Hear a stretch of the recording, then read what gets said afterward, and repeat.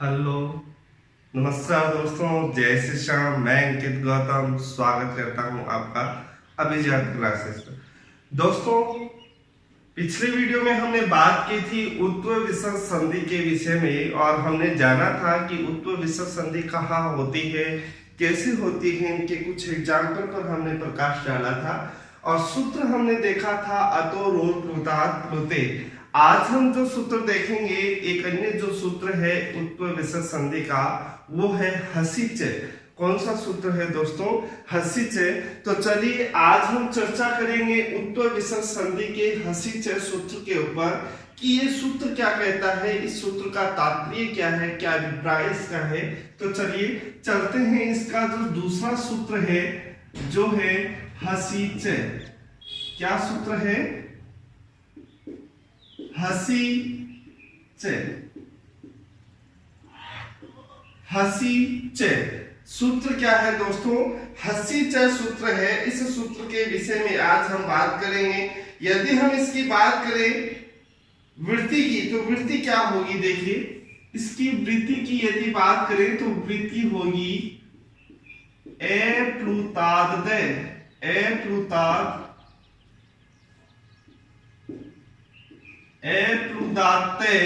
परस्य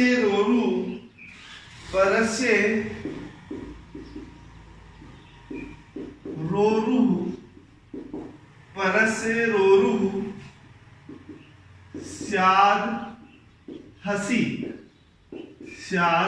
हसी।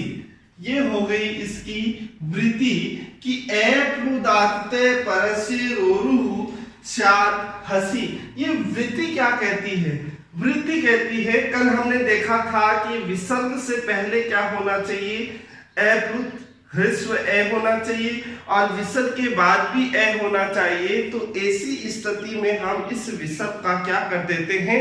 उ कर देते हैं, जो अपने पहले वाले ए के साथ मिलकर क्या हो जाता है?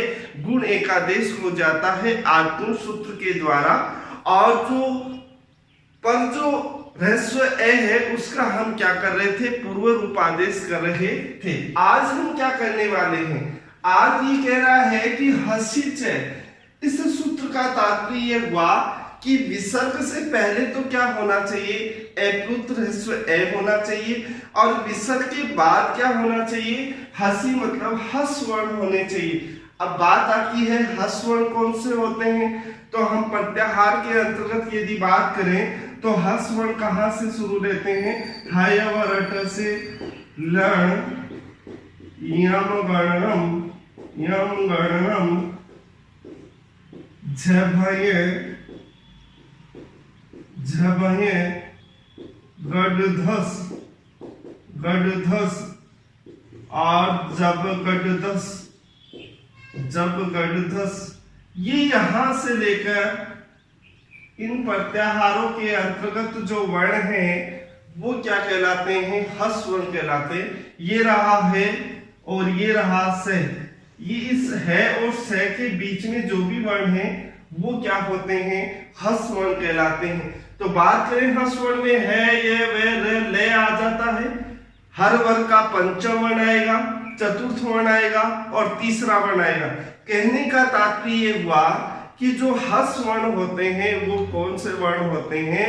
हर वर्ग का तीसरा, चौथा, पांचवा वर्ण और है ये वर ले, ये कहलाते हैं हस वर्ण। तो देखिए ये कह रहा है कि एप्लुदाते कि एप्लुत ह्रस्व ए हो परस्य रोरु, किसके परे? और इसके परे क्या हो? विसर्ग हो या हम कहें रू हो। और उसके भी बाद क्या होना चाहिए? हस वर्ण होना चाहिए। ऐसी स्थिति में हम उस विसर्ग का या उस रू का रे का क्या कर देते हैं? उ कर देते हैं। देखिए समझने की कोशिश कीजिए। इसका तात्पर्य है कि एप्लुत ह्रस्व ए हो, एप्लुत ह्रस्व क्या हो? ए हो और इसके बाद क्या होना चाहिए? विसर्ग हो या हम कहें रू हो और इसके बाद क्या होना चाहिए? हस वर्ण होने चाहिए। कौन से वर्ण होने चाहिए? हस वर्ण होने चाहिए। अब बात आती है हस वर्ण की, तो हस वर्ण होते हैं वर्ग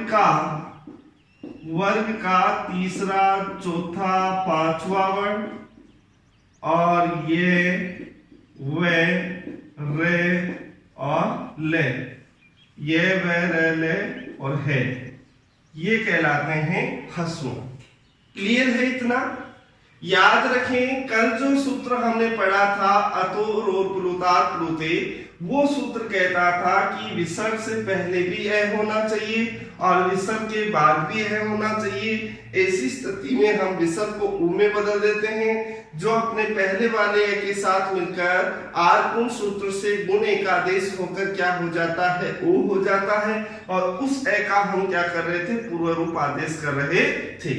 आज ये जो सूत्र पढ़ रहे हैं हसीच सूत्र, ये सूत्र क्या कहता है? ये सूत्र कहता है कि यदि विसर्ग से पहले ए है और विसर्ग के बाद में ए नहीं है, जबकि क्या है, ह्रस्व वर्ण है, और ह्रस्व वर्ण मतलब वर्ग का तीसरा, चौथा, पांचवा वर्ण या ये वर्ण है, इनमें से कोई वर्ण है, तो इस विसर्ग को हम किस में बदल देते हैं, ऊ में बदल देते हैं। कौन सी संधि पढ़ रहे हैं, उत्व, तो विसर्ग का क्या हो गया, ऊ हो जाता है, जो अपने पहले वाले ए के साथ मिलकर यहाँ गुण एकादेश होकर क्या हो जाता है, ओ हो जाता है। और कौन से सूत्र से हो जाता है, आज गुण है सूत्र से क्या हो जाता है, ओ हो जाता है। क्लियर है? ये हुआ हसीच सूत्र का तात्पर्य। एक बार फिर से देखें, समझने की अच्छे से कोशिश करें, फिर हम एग्जाम्पल की ओर बढ़ेंगे। सूत्र हमने देखा हसीच सूत्र। हसीच सूत्र, इसकी वृत्ति की यदि बात करें तो वृत्ति होगी ए प्लुतात् प्रशय रोरुषात् हसी। कहने का तात्पर्य यह हुआ कि विसर्ग हो और विसर्ग से पहले क्या होना चाहिए, विसर्ग से पहले क्या होना चाहिए, ए प्लुत ह्रस्व ए होना चाहिए, और विसर्ग के बाद ह्रस्व वर्ण हो तो हम इस विसर्ग को ऊ में बदल देते हैं, जो अपने पहले वाले ए के साथ मिलकर आदिगुण सूत्र से गुण एकादेश होकर क्या हो जाता है, ओ हो जाता है। ये हुआ इस सूत्र का तात्पर्य। ठीक है, अब हम बात करेंगे इसके एग्जाम्पल की ओर। तो देखिए इसके एग्जाम्पल,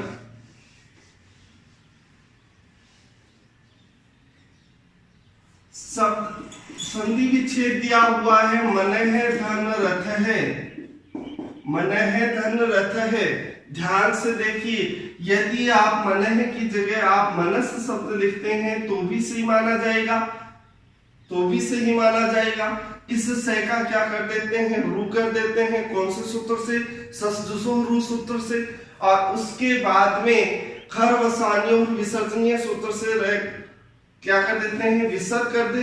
और विसर्ग नहीं करे तो रू में ऊ की इत संज्ञा होकर रे शेष रह जाता है, और रे हो या विसर्ग हो, उससे पहले ए हो और उसके बाद ह्रस्व वर्ण हो, तो ऐसी स्थिति में विसर्ग का ऊ कर देते हैं। चलिए हम इसको समझने का प्रयास करते हैं। ये हुआ न, इसको हलंत कर दो क्योंकि न में से हम ए स्वर को बाहर ले लेंगे। आगे विसर्ग आ रहा है और ये रहा आपका रथ है शब्द। मन है धन रथ है शब्द दिया हुआ है, संधि विच्छेद दिया हुआ है। इसका जब हम संधि युक्त पद बनाएंगे तो क्या बनेगा, न हलंत हो जाएगा। इसमें से हम ए स्वर को बाहर ले लेंगे। आगे विसर्ग आ रहा है और ये आ गया रथ है। ठीक है, हम क्या पढ़ रहे थे, अभी अभी हमने सूत्र के अंतर्गत देखा कि यदि विसर्ग हो और इस विसर्ग से पहले क्या होना चाहिए, क्या होना चाहिए, ए होना चाहिए, और विसर्ग के बाद क्या होना चाहिए, ह्रस्व वर्ण होना चाहिए। तो ह्रस्व वर्ण में रे आता है तो रे आ रहा है। तो ऐसी स्थिति में हम इस विसर्ग को किस में बदल देते हैं, ऊ में बदल देते हैं, और आगे है रथ है। क्लियर है? आगे देखिए, न हलंत ए और ऊ, और हमने कहा था विसर्ग का ऊ हो जाता है और वह अपने पहले वाले ए के साथ मिलकर आद गुण सूत्र से गुण एकादेश होकर क्या हो जाता है, ओ हो जाता है। आपको सभी को पता है ए या आ के बाद ऊ या बड़ा हुआ आता है तो उनके दोनों के स्थान पर क्या एकादेश हो जाता है, ओ एकादेश हो जाता है। और आगे है रथ है। क्या है? रथ है।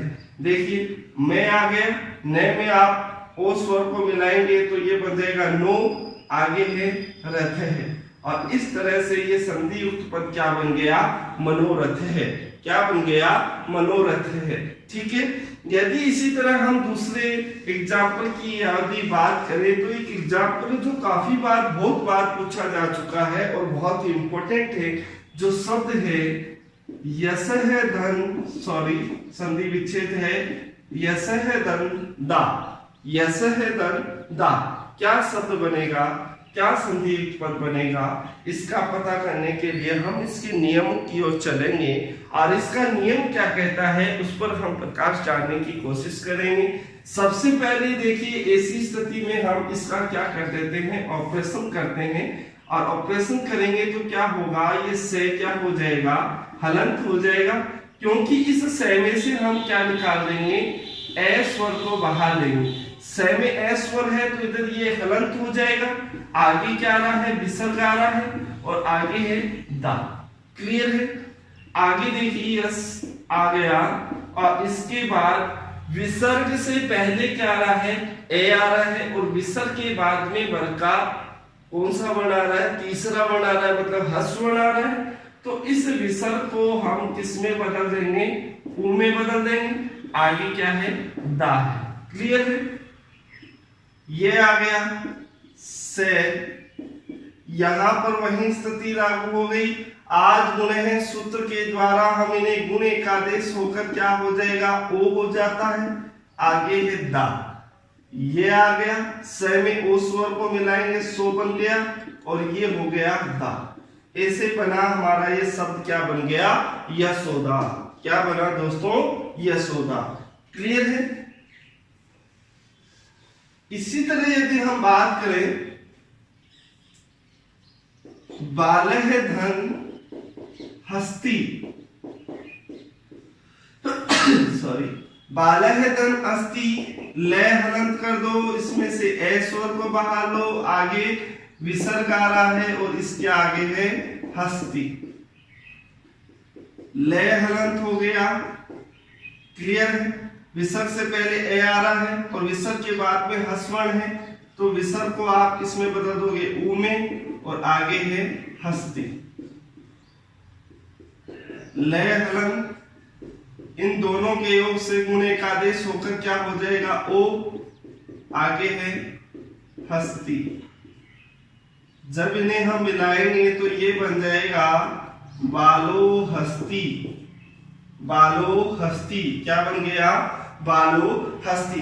यदि हम कुछ अन्य एग्जाम्पल की बात करें तो देखिए कुछ एग्जाम्पल हम इसकी तरफ देखें तो एक एग्जाम्पल है, देखिए सरहधन जय, सरहधन जय। विसर्ग से पहले आ रहा है, विसर्ग के बाद में क्या आ रहा है? ज, तीसरा वर्ण है तो यहाँ ऊ होके गुणे का आदेश होकर ओ हो जाएगा और ये क्या पद बनेगा? सरोजह। क्या बन गया? सरोजह। इसी तरह एक एग्जाम्पल तपह धनमयम, क्या है? तपह धनमयम, तो ये क्या हो जाएगा? तपोमयम। क्या हो जाएगा दोस्तों? तपोमयम। यहां पर देखिए आप सरस शब्द भी लिख सकते हैं, तपस भी लिख सकते हैं, ये गलत नहीं होगा लेकिन ये भी सही है। तपह धनमयम। इसी तरह देखिए मन है धन हर है, मन है धन हर है, क्या बन जाएगा? ये मनोहर है। क्या बन जाएगा? मनोहर है। इसी तरह और एग्जाम्पल अगर बात करें तो राम है धन लिखती, राम है धन लिखती, तो ये क्या बन जाएगा? रामो लिखती। क्या हो जाएगा? रामो लिखती, रामो लिखती। यश है धन धरा, यश है धन धरा, तो क्या बन जाएगा? यशोधरा। क्या बन जाएगा? यशोधरा। ठीक है। इसी तरह यदि बात करें हम और एग्जाम्पल की तो मन है धन योग है, मन है धन योग है, तो ये बन जाएगा मनोयोग है। क्या बन जाएगा? मनोयोग है। तो दोस्तों आज हमने बात की है उत्तर विसर्ग संधि का जो दूसरा सूत्र है हसिच, उस सूत्र के विषय में, और दोनों सूत्रों का हमने अध्ययन किया और इसके कुछ एग्जाम्पल के माध्यम से इसको समझने का प्रयास भी किया। उम्मीद करता हूं आपको ये समझ भी आया होगा। यदि फिर भी इससे संबंधित आपको कोई समस्या हो तो आप कमेंट बॉक्स में डालें, उनका समाधान हम अगली क्लास में जरूर करेंगे। दोस्तों अगर वीडियो अच्छा लगा हो, ज्यादा से ज्यादा संख्या में अपने दोस्तों के साथ वीडियो को शेयर करें, लाइक करें और उन्हें सब्सक्राइब करने के लिए बोले। जय श्री श्याम।